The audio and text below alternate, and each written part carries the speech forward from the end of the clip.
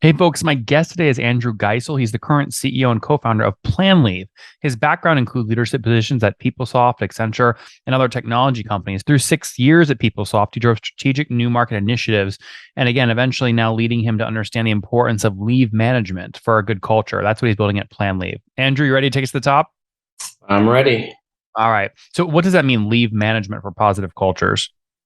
Yeah, so two different things. Leave management itself has been around for a while. It's essentially, excuse me, I have this thing popped up here. It's essentially the ability to track your employees' time off. So why we say for positive cultures is you kind of started off with saying I worked for a lot of big companies, and with that comes working with a lot of different technology and so forth. And I spent 20 years in HR technology itself.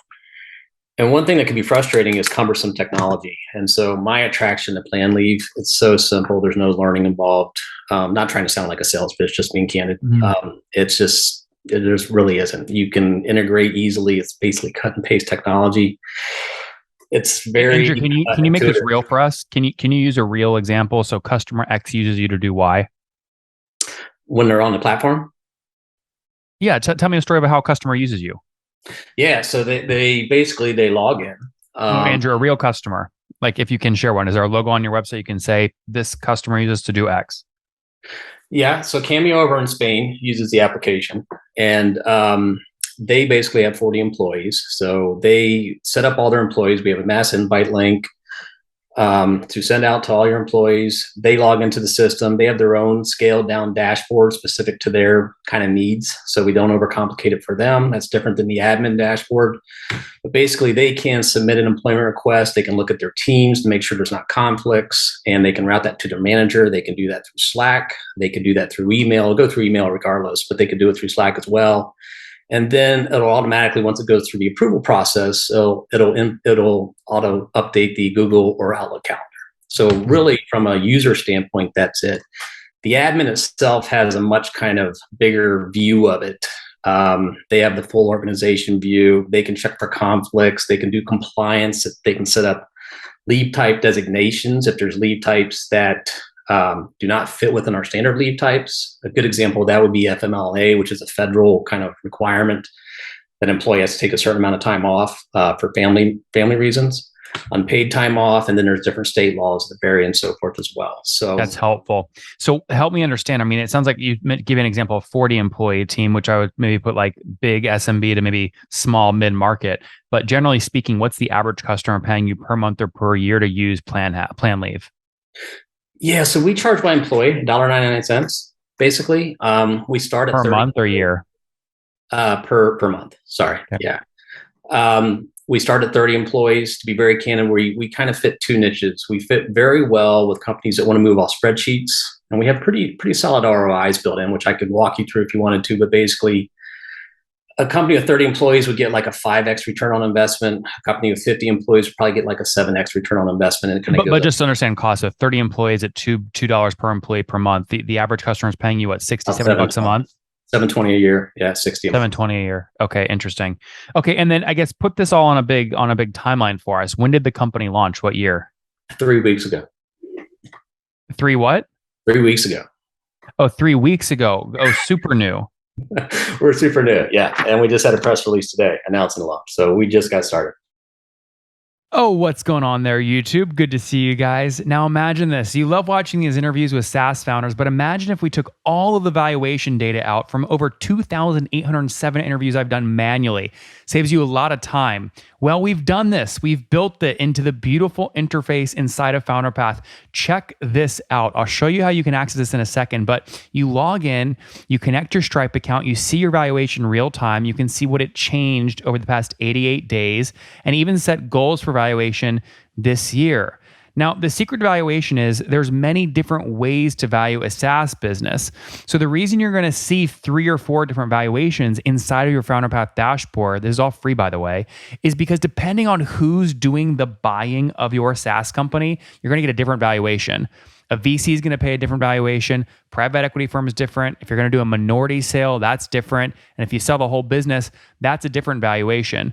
You can see all those when I hover over here. Right. So the teal is what a VC would pay, yellow is what private equity, and red is if you sold the whole thing outright.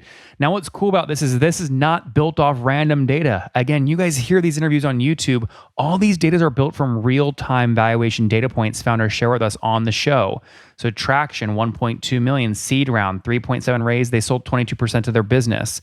Go in here and filter by the event. Maybe you only want to see companies that have sold the whole business.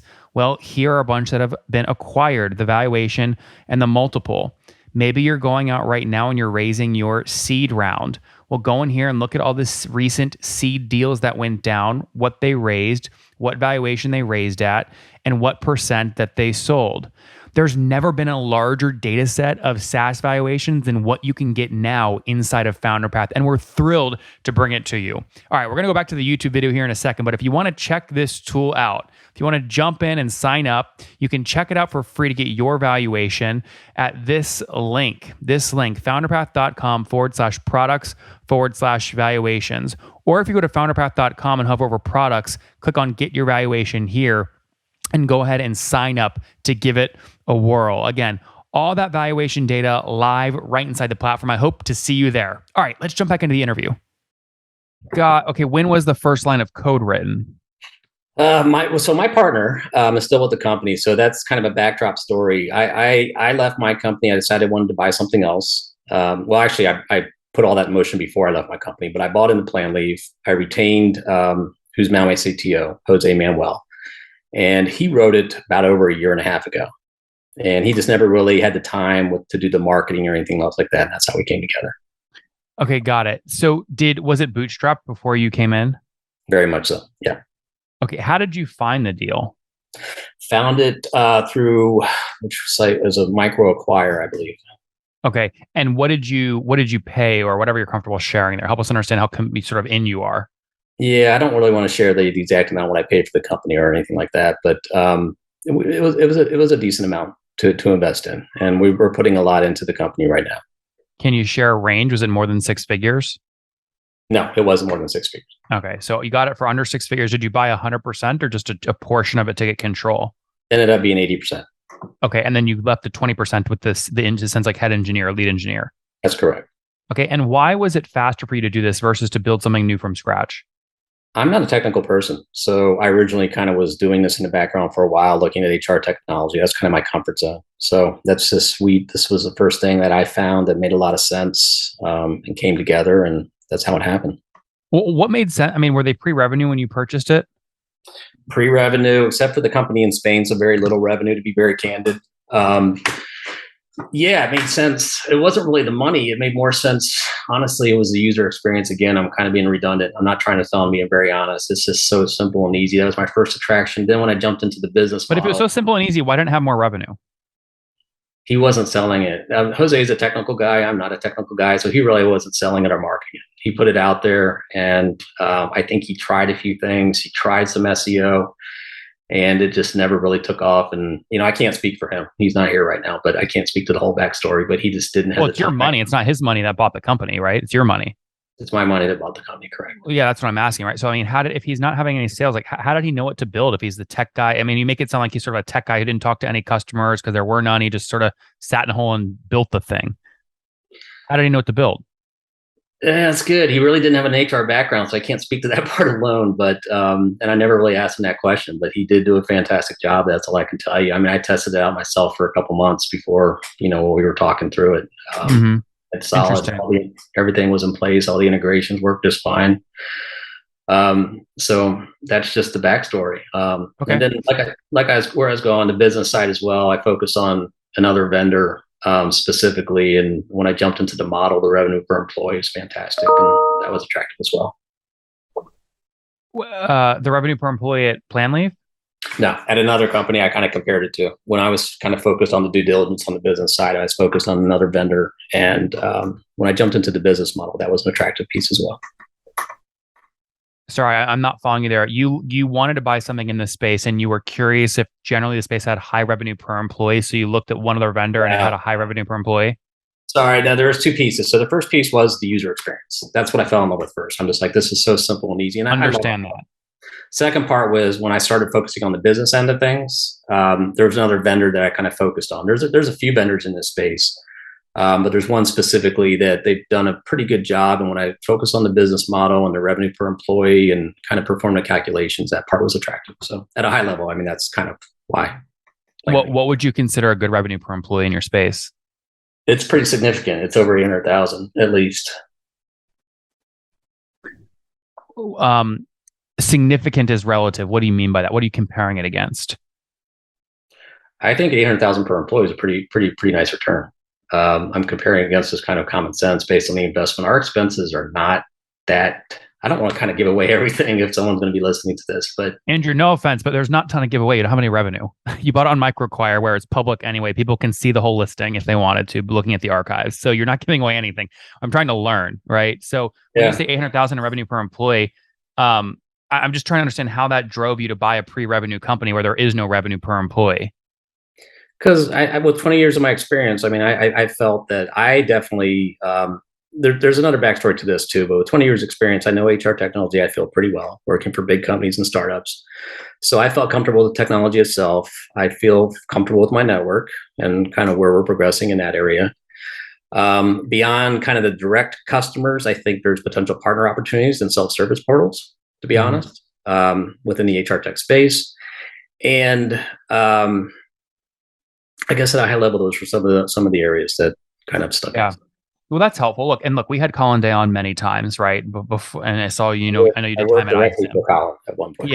Yeah. So we had him on many times, right? And this was even you guys, before you guys broke 100 million bucks in revenue. I think now you guys, that company's up to 330 in ARR. And Colin's now not there. I think it's Steve Lucas is running the show.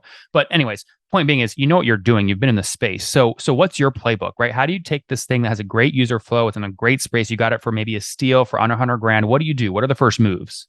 SEO, to be very candid. That's where most of the money's focused right now. And that's where most of the attention's focused. It's so people can find us, which you know what SEO is, but that's the biggest thing. And then the second thing is, I think we have all the basic functionality in place. There's a few more things I'd like to do, but they're not major.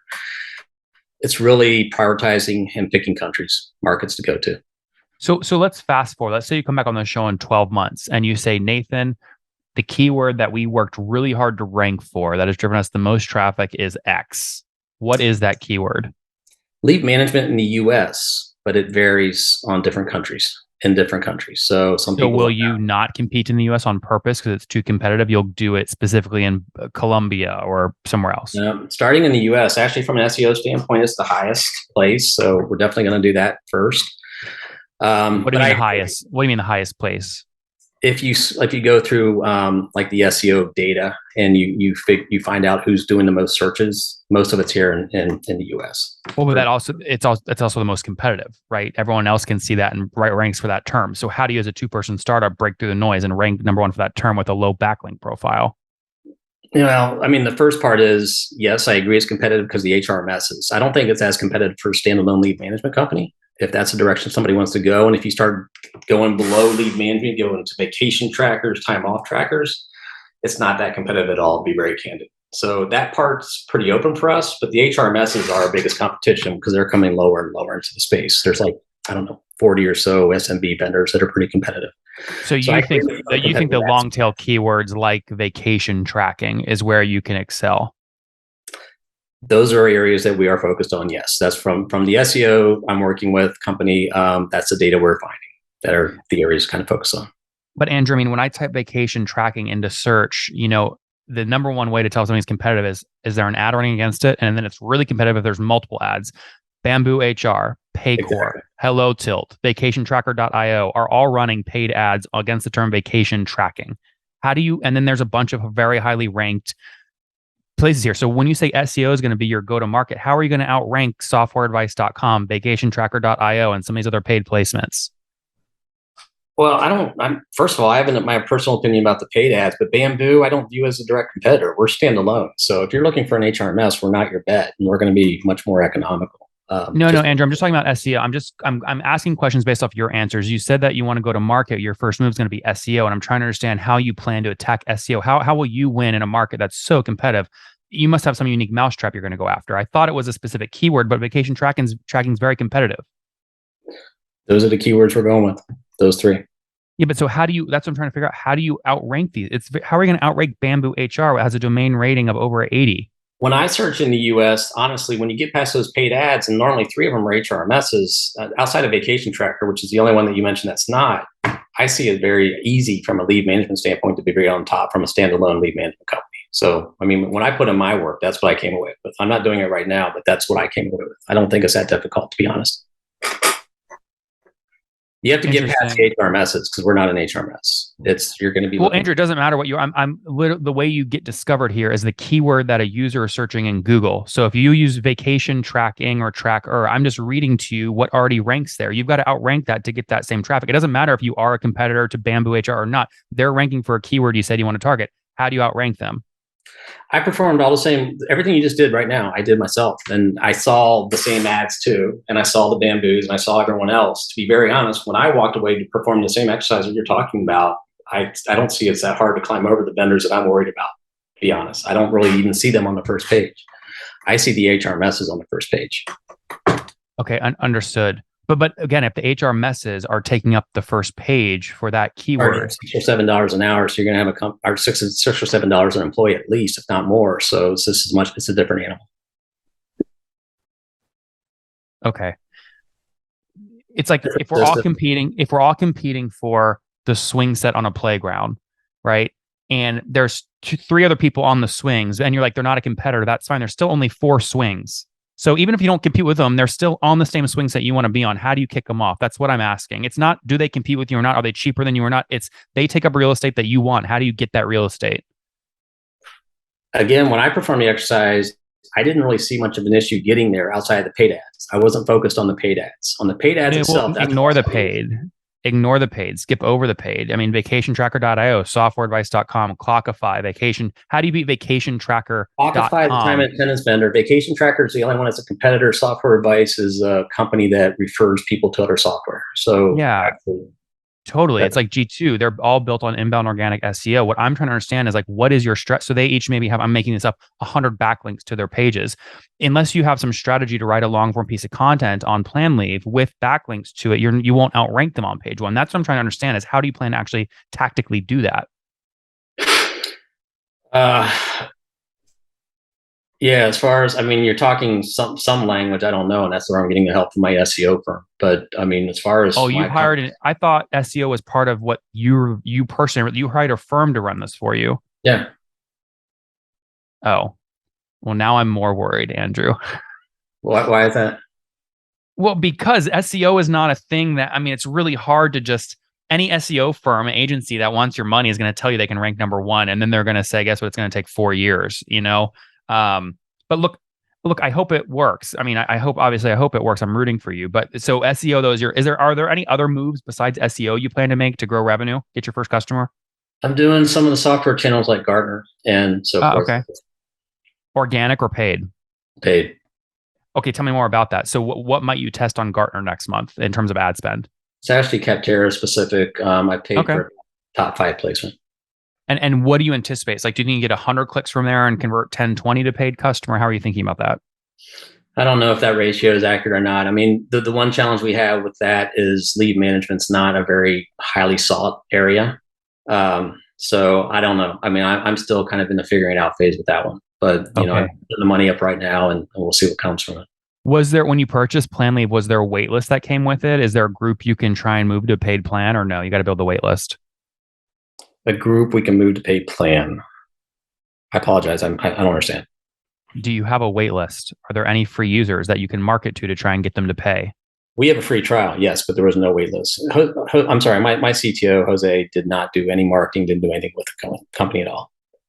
Got it. So when do you, you're pre-revenue today, right? Or do you have a customer yet after you purchased it? A couple customers, yes. Oh, you do? Okay, great. So how did you get those customers? Where'd you get them from?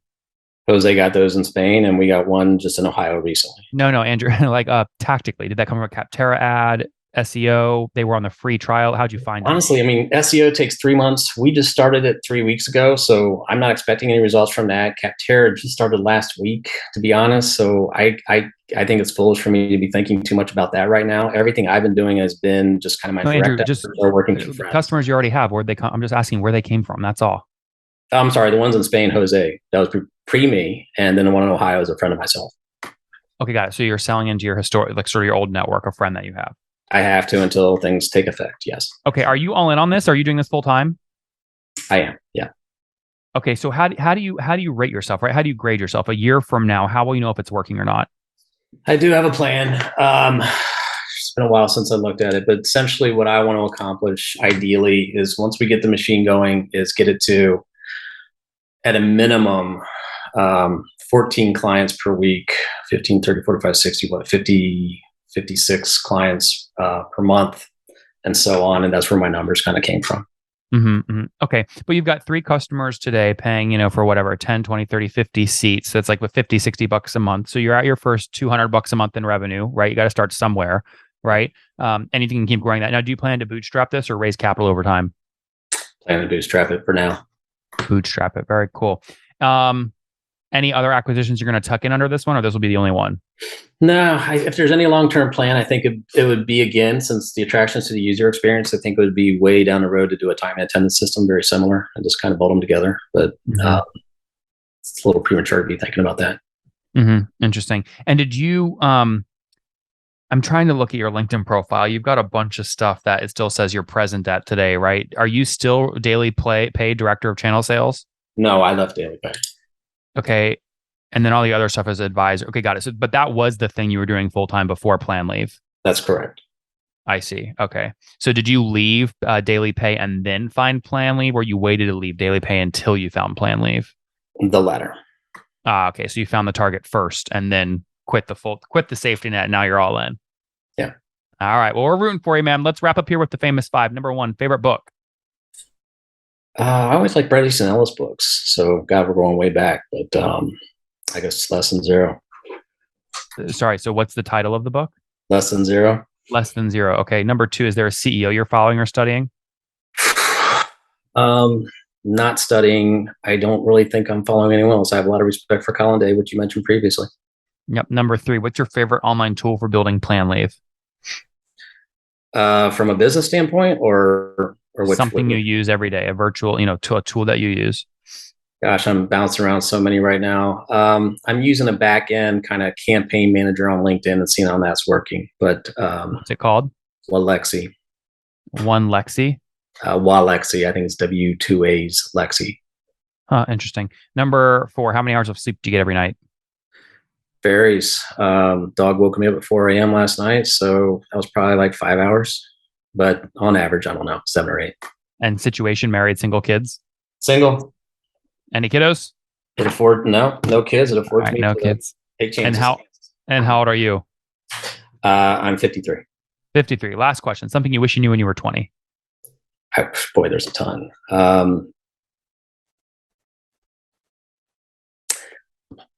I wish I got married back then. It's a lot more complicated right now. Guys, there you have it. Planleave.com. He comes from the HR tech space. He fell in love with this project and engineered build and said, you know what? I'm going to leave my full-time gig and I'm going to buy this thing. He paid we'll call it under 6 figures for it. Let the CTO, Jose, keep 20%. He owns 80%. And now he's using his network, his go-how, and an SEO agency to get his first dollars of revenue. Already about 3 customers paying, call it $50 a month. So 100, $200 a month in revenue, hoping to grow that to 10, 20, 30, 50, 100K a month in revenue. We'll stay up to date. Planleave.com. Check it out. Andrew, thanks for taking us to the top. All right. Thank you very much. One more thing before you go. We have a brand new show every Thursday at 1 p.m. Central. It's called Shark Tank for SaaS. We call it Deal or Bust. One founder comes on, 3 hungry buyers. They try and do a deal live, and the founder shares back-end dashboards, their expenses, their revenue, ARPU, CAC, LTV, you name it, they share it. And the buyers try and make a deal live. It is fun to watch every Thursday, 1 p.m. Central. Additionally, remember, these recorded founder interviews go live. We release them here on YouTube every day at 2 p.m. Central. To make sure you don't miss any of that, make sure you click the subscribe button below here on YouTube, the big red button, and then click the little bell notification to make sure you get notifications when we do go live. I wouldn't want you to miss breaking news in the SaaS world, whether it's an acquisition, a big fundraise, a big sale, a big profitability statement, or something else. I don't want you to miss it. Additionally, if you want to take this conversation deeper and further, we have by far the largest private Slack community for B2B SaaS founders. You want to get in there. We've probably talked about your tool if you're running a company, or your firm if you're investing. You can go in there and quickly search and see what people are saying. Sign up for that at nathanlatka.com/Slack. In the meantime, I'm hanging out with you here on YouTube. I'll be in the comments for the next 30 minutes. Feel free to let me know what you thought about this episode. And if you enjoyed it, click the thumbs up. We get a lot of haters that are mad at how aggressive I am on these shows, but I do it so that we can all learn. We have to counter those people. We got to push them away. Click the thumbs up below to counter them, and know that I appreciate your guys' support. All right, I'll be in the comments. See ya.